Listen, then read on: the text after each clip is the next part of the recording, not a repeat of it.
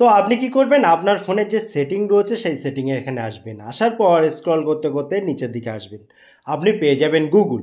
এই গুগলের ভেতরে যখন আপনি ক্লিক করবেন, এখানে দেখবেন অল সার্ভিসেস বলে একটা অপশান রয়েছে। এখানে যখন আপনি ক্লিক করবেন, আরও স্ক্রল করতে করতে নিচের দিকে আসুন। নিচের দিকে আসলে এখানে দেখুন অটোফিল অ্যান্ড পাসওয়ার্ড যে অপশান রয়েছে, এর নিচে এই যে অটোফিল উইথ গুগল, এই জায়গাটায় আপনি ক্লিক করে দেবেন। ক্লিক করার পর এখানে আরও স্ক্রল করে নিচের দিকে আসলে দেখতে পাবেন প্রেফারেন্স বলে একটা অপশান রয়েছে। এই প্রেফারেন্সের ভেতরে যখন আপনি ক্লিক করবেন, আপনাকে দিতে হবে যে ফিঙ্গারপ্রিন্টটা। তো আপনি দিয়ে দিলেন, দেওয়ার পর দেখবেন একটা অপশান, যে অপশানটা আপনার অবশ্যই অন করে রাখা উচিত। সেইটা কি, এখানে দেখুন authentication with biometrics before feeling in password, অর্থাৎ যখন কোনো পাসওয়ার্ড আপনি অটোফিল হিসেবে করবেন, তখন তার আগে বায়োমেট্রিকটা অর্থাৎ আপনার ফিঙ্গারপ্রিন্টটার প্রয়োজন হবে। অ্যাকচুয়ালি হয় কি, বর্তমানের ফোনগুলোতে অটো ফিল অপশানটা খুব বেশি পপুলার হয়ে গিয়েছে এবং সেভ পাসওয়ার্ড আমরা সবাই বা অনেকেই ম্যাক্সিমাম করে থাকি, যাতে করে পরবর্তীকালে ধরুন ফেসবুকে লগ ইন বা অন্য যে কোনো অ্যাকাউন্টে লগ ইনের ক্ষেত্রে শুধুমাত্র ওই ক্লিক করলেই হয়ে যায়।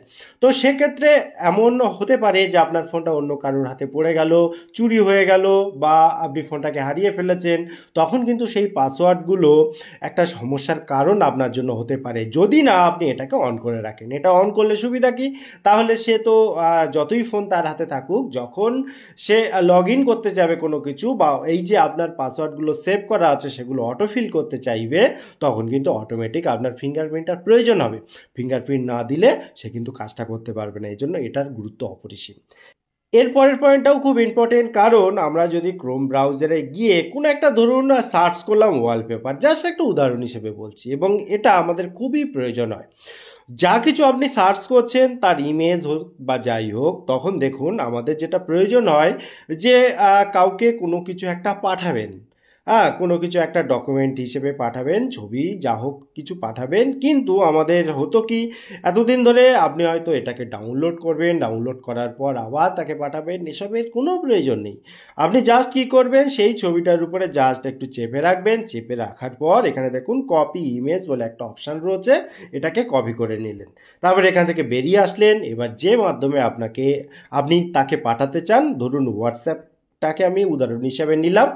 তো এখানে যখন মেসেজ পাঠাতে চাইছেন, বা এখানে দেখুন যে ইমেজটা যখন পাঠাতে চাইছেন, দেখুন নিচে এই জায়গাটায় সেই ইমেজটা কিন্তু অলরেডি চলে এসেছে। যদি আপনার না আসে কিভাবে করবেন সেটা তো দেখিয়ে দেবো এক্ষুনি। তো এবার এই ইমেজের এখানে যখন ক্লিক করবেন, দেখুন এই ইমেজের এইটা চলে আসলো। তারপরে যদি আপনার কোনো ক্রপ করতে হয় বা কিছু করতে হয়, সেটা করে নিলেন, ডান করে নিয়ে আপনি ইজিভাবে সেটাকে সেন্ড করতে পারলেন। এবারে যেটা আমি বলছিলাম, যদি আপনার এখানে এই ছবিটা না আসে ডাইরেক্ট শেয়ার করার জন্য, আপনি কি করবেন, এই যে কিবোর্ডটা রয়েছে এখানেই তার উত্তর রয়েছে। আপনি যেটা করবেন সেটা হচ্ছে কিবোর্ড সেটিংটা আপনাকে করতে হবে, তার জন্য এই সেটিংয়ের এখানে আসবেন। আসার পর এখানে খেয়াল করে দেখুন একটা অপশান রয়েছে যে ক্লিপবোর্ড, ঠিক আছে, এই ক্লিপবোর্ডের এখানে ক্লিক করবেন, এবং আপনি খেয়াল করে দেখবেন এইটা হয়তো আপনার অফ করা রয়েছে। অফ করা থাকলেই এটা আসে না। এখানে save current screenshot in clipboard, এইটা অন করে দেবেন। অন করলে তারপরে দেখবেন যখন কোনো একটা ছবি মানে কপি করবেন, কপি করে এখানে পাঠাতে চাইবেন, তখন অটোমেটিক নিচে যেমনটি ভিডিওতে দেখলেন এরকমটা চলে আসবে, একটা ক্লিক করলেই সেন্ড করা যাবে।